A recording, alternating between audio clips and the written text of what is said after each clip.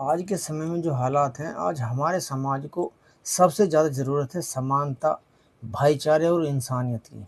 क्योंकि जब कोई नेता जाति और धर्म से ऊपर उठकर हर गरीब, शोषित और कमज़ोर इंसान की आवाज़ बनता है, तब वह केवल एक व्यक्ति नहीं, बल्कि उम्मीद का प्रतीक बन जाता है।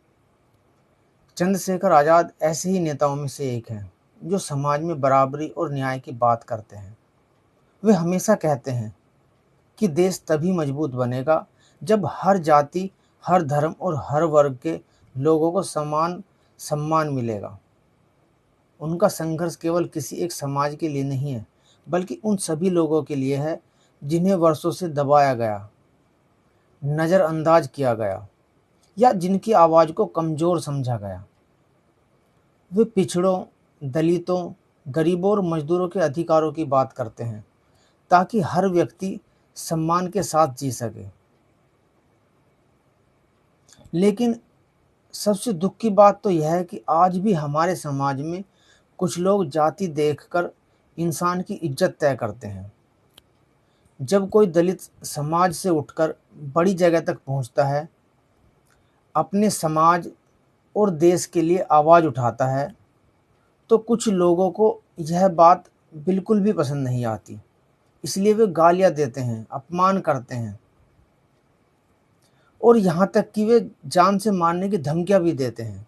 यह केवल किसी एक नेता का अपमान नहीं है, बल्कि संविधान, लोकतंत्र और इंसानियत का अपमान है। अब हमें यह समझना होगा कि किसी भी इंसान की पहचान उसकी जाति से नहीं है, बल्कि उसके विचार, उसका चरित्र और समाज के लिए उसका योगदान होना चाहिए। अगर कोई नेता शिक्षा, समानता और भाईचारे की बात करता है, तो उसका समर्थन किया जाना चाहिए, न कि नफरत। देश को बांटने की सोच कभी समाज का भला नहीं कर सकती। नफरत केवल हिंसा और दूरी बढ़ाती है, जबकि प्यार और सम्मान समाज को जोड़ते हैं। हमारे बाबा साहब डॉक्टर भीमराव अम्बेडकर ने भी यही सपना देखा था कि भारत में हर व्यक्ति को बराबरी का अधिकार मिले। और संविधान हमें बोलने की आज़ादी देता है, लेकिन किसी को अपमानित करने की नहीं, धमकी देने या उसकी जाति के कारण नफरत फैलाने का अधिकार नहीं देता। हमें यह याद रखना चाहिए कि लोकतंत्र में विचारों का विरोध हो सकता है, लेकिन किसी व्यक्ति के सम्मान पर हमला कभी सही नहीं हो सकता।